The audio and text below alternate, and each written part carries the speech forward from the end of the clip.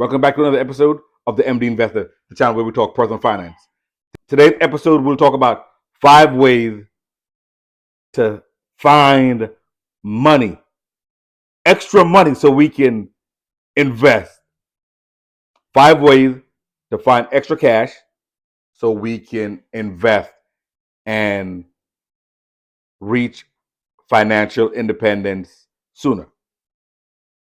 The first one is going to be, don't spend so much money on the lottery. The lottery is fun. The lottery is fun.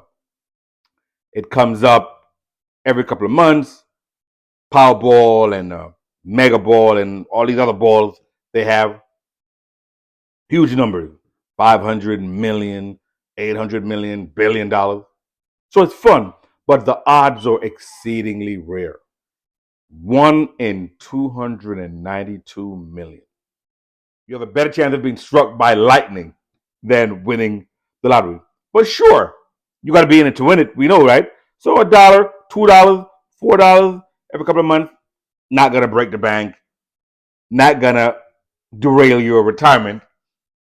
But in 2022, we spent as a country $108 billion. That's billion with a B on lottery and these type of games. That averages out to about $223 for every man, woman, and child.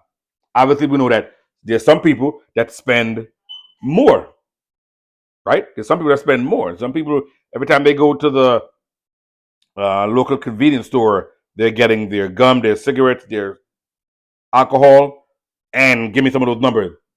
The lottery has been called a tax on poor people, or likely to spend money on a lottery ticket. The lower the socioeconomic rung you are on. So that means the people who can afford it least. So that means the people who can afford it the least are the ones spending the most on it. And there is no return, right? Yes, we know that people are going to win these huge jackpots, right? Because eventually somebody has to win. We know that. The largest, and the numbers are getting larger and larger. 2020, one person, a single winner of $2 billion Powerball. But they don't talk about the millions of losers. Wouldn't that be nice if they showed the picture of losers? Lost $20, lost $50. This jackass lost $100. You know what I mean? So they don't do that. So they put a winner. So yeah, I'm making light of it, but it is exceedingly rare.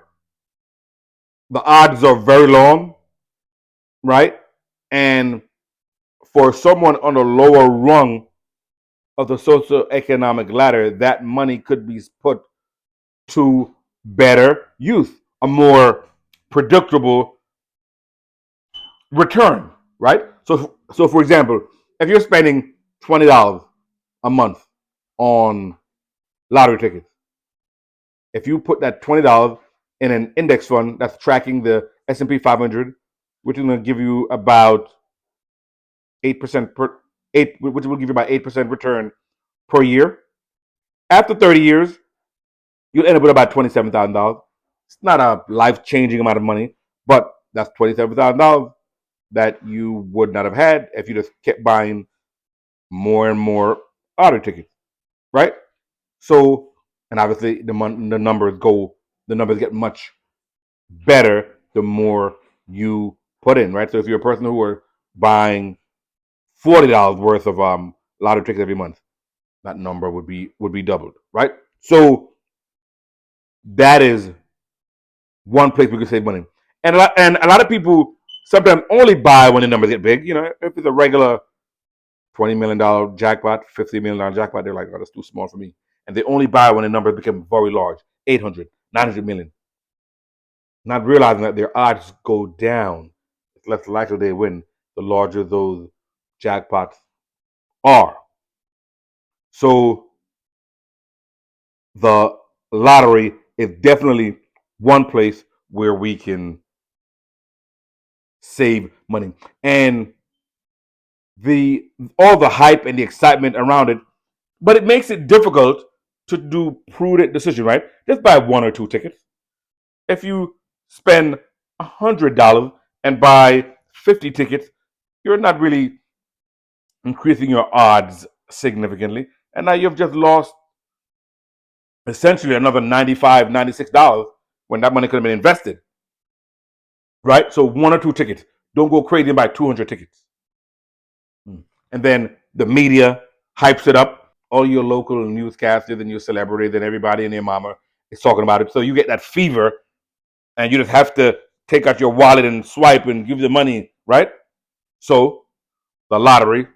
So what's the recommendation? Sure, when it gets big in the office pool, join the office pool. You do not want to be the one that didn't contribute if your office wins and you are the only one showing up to work on Monday and everybody else is retired. So join the office pool. One or two tickets is probably sufficient. Now, the second way we can save money is certain habits we have, such as smoking, drinking, gambling. These type of habits can be expensive. In it, in the short term, it may not seem like it's that expensive, but over time, if you continue in the compounding, it is expensive. A pack of cigarettes. I'm not sure what a pack of cigarettes costs, but probably about, I don't know, 15, 10, 15, $20. I don't know. But if you're smoking a pack a day, and that's, let's say it's $10, that's $70 a week, right? So that is like over that's $300 a month. That'd be if a pack of cigarettes is $10, which I'm not sure, that'd be $300 a month that you are spending on a habit that is killing you. That $300 would be much better spent investing in an index fund. And that they smoke their whole life. It's an addictive habit because of the nicotine. Wouldn't it be better to put that money into something that's gonna give a return, right? Compounding, give a return instead of killing you, right? Maybe you could invest in a cigarette company, get the dividends. Again, if somebody is a drinker, right? Not saying to the point that's like addictive where they're alcoholic, but they go out and they drink, after work, and you know, the drinks can be, $12, $13, and you do that, every Friday after payday, you get a couple of drinks, and you just see the multiplication, right? Or when you go out to dinner, multiplication of the alcohol. So habits that are just consistent and over a prolonged period of time can cost you. Someone who is gambling. I mean, when gambling, we mentioned lottery, but other, you know, gambling, racehorse or blackjack or poker, where it's like repetitive and it's like on a regular basis, that could cost you money. Again, the odds are always in the favor of the house. The house always wins, and you are gonna lose consistently by giving money away where you don't have an even chance of winning. You don't have a fair chance of winning, and that money could have been better used to build your own wealth. Now we have all of these online gaming, and now you can bet on sports. Again, they're just trying to go into your pocket and take your money out. You're the one that's working for it, but they want to take it from you. The third way in which you can find money, extra money, to invest is doing, I don't have any here, but especially the women out there who are doing their hair and their nails.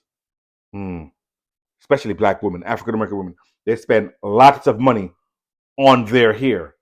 And it's not even like they're supporting our community, the people that they're buying it for, the people that they're supporting and buying it from.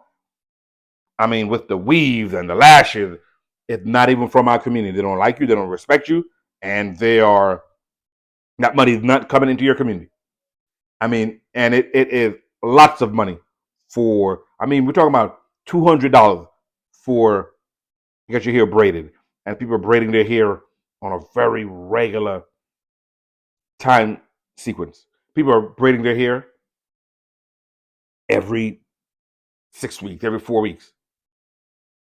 People are getting the weave and buying wigs and lashes and getting stuff tattooed on. It is very expensive just to make you feel good, but it's not really doing anything good for you. It ain't yours. It ain't gonna last. It's only temporary, and you got to do it again, right? So it's almost like a subscription model. You got to keep going back on a regular basis. And who's getting rich off? And who's getting rich off this? They are, because you are a repeat customer. You need more hair. You need more weave. You need more lashes. You need more to be tattooed. You need more and more. And 5 years go by, and you're in the same place, but you realize you are giving away a large portion of your money on something that is not building any value. I know I know some of the women are gonna get on me, but you know I'm right, right? So what do I want you to do? Well, why don't you just cut back a little, right? Just cut back. I'm not saying stop. I'm not saying stop. Cut back a little. So if you used to do your hair, get your hair braided every month, maybe get it braided every other month, and then the month that you don't braid, use that money that you would have um, if you were getting. So just cut back. If you were getting your hair braided every month, now get it braided every other month. And the month that you are not braiding it, the money that you're saving, invest that money. Let your hair breathe. Let it breathe, right? And your pocketbook will thank you. Invest it in an S&P 500 ETF from Vanguard, VOO, or an index fund that tracks the S&P 500 from Schwab, whatever you want to do.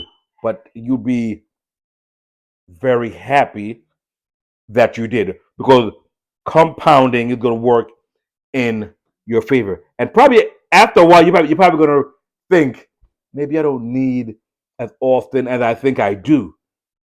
Maybe you'll change your mindset. You never know.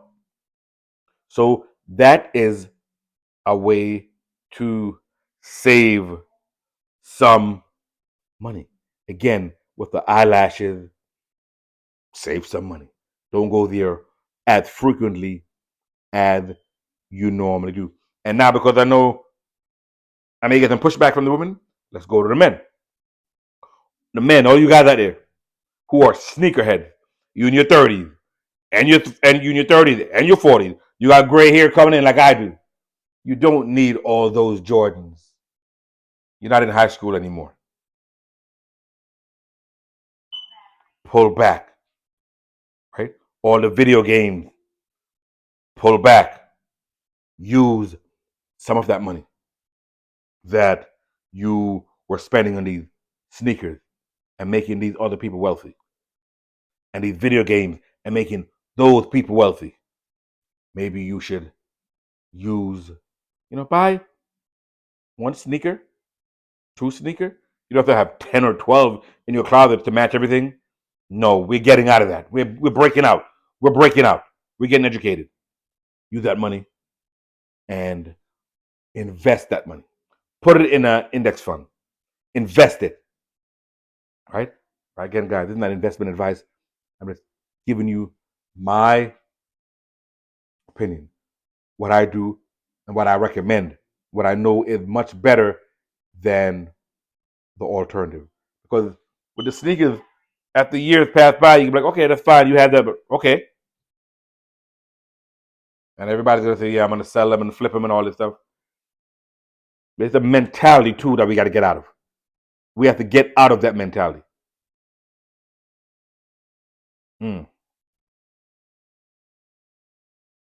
The fifth way we can find some extra money to invest is not to eat out so often. You've heard people say it before. You know, it costs a lot more to eat out than it does to cook at home. Just cook at home, right?